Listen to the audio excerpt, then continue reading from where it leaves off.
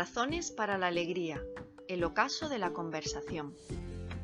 ¿Se acuerdan ustedes de Clarice, la niña que pinta Ray Bradbury en una de sus novelas, que vivía en el año 2000 no sé cuántos, y que, al dedicarse a observar a la gente de su siglo súper perfectísimo, hacía un horripilante descubrimiento? Clarice había llegado a descubrir que los hombres cuando hablan no hablan de nada. Citan automóviles, ropas, piscinas y dicen ¡qué bien!, pero siempre repiten lo mismo y nadie dice nada diferente. A veces temo que en el mundo hacia el que vamos pasen esas cosas.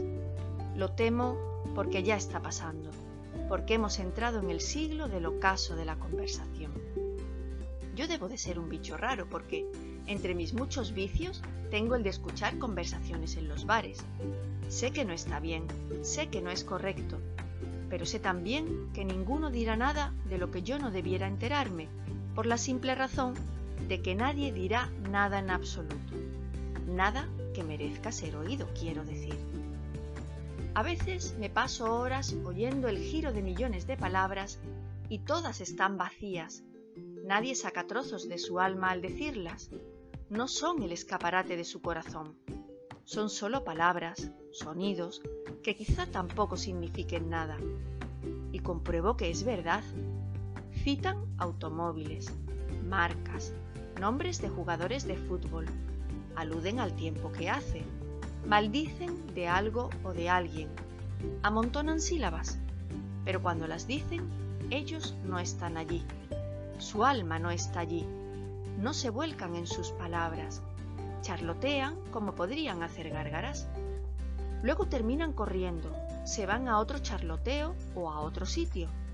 Enhebran cáscaras de sí mismos, pero nadie se juega su destino en lo que está diciendo. Yo salgo entonces triste de las cafeterías, que son como el cementerio mayor de las palabras, y encima tengo la crueldad de ir y preguntarme a mí mismo: José Luis, ¿cuánto tiempo hace que no tienes una conversación? ¿Una que merezca con razón ese maravilloso nombre? Y descubro que yo soy uno más, que tengo 10.000 charloteos por cada conversación que mantengo, que raramente llego a 2 verdaderas conversaciones cada mes.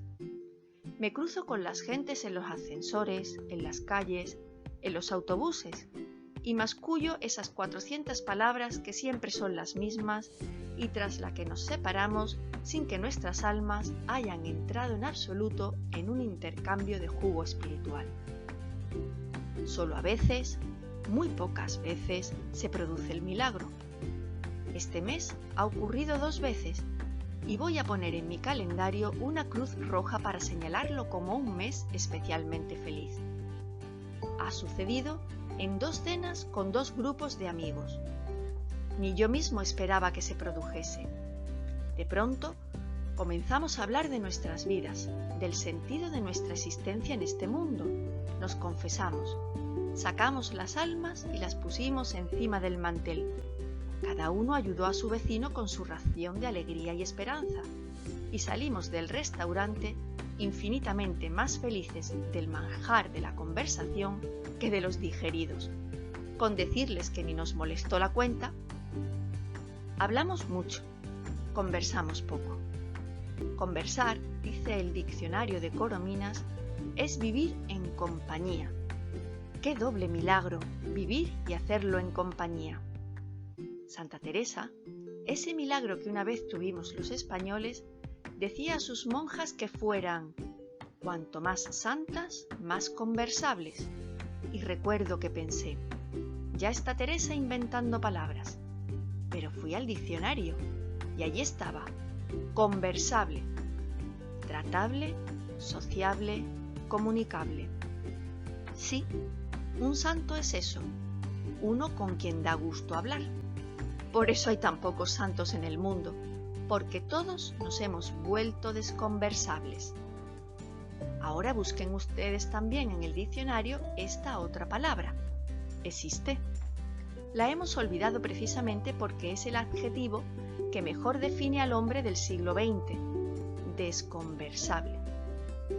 El Corominas lo traduce como retiradizo y desapacible.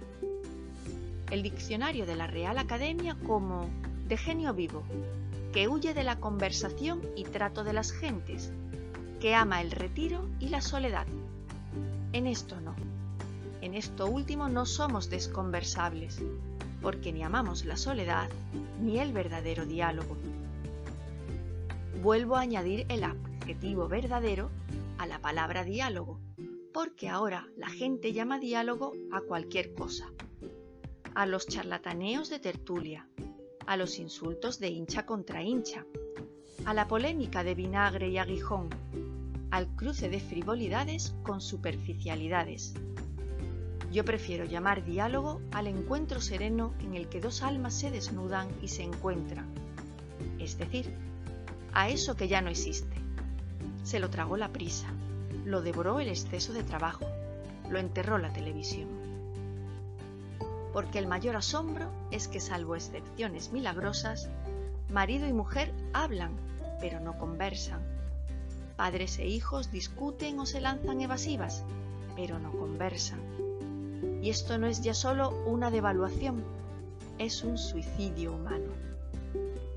Tengo entre mis manos una encuesta realizada entre 20.000 niños alemanes en la que se les pregunta por sus relaciones con sus padres.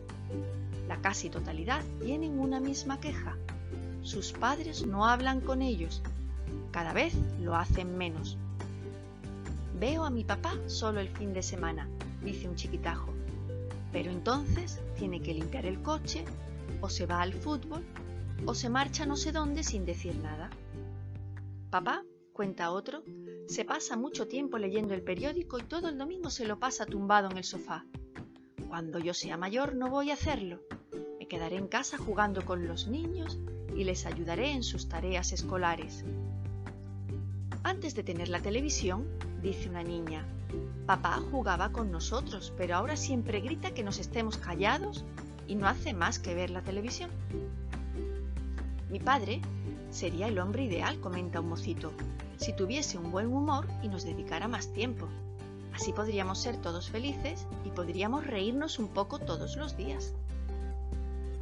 Podría llenar páginas y páginas de citas. Todas gritan lo mismo, la terrible soledad interior de muchos niños que creemos que son locos pequeños y que solo son hombres pequeñitos que tienen ya un alma que querrían intercambiar con las de sus padres. Razones para la alegría, el ocaso de la conversación.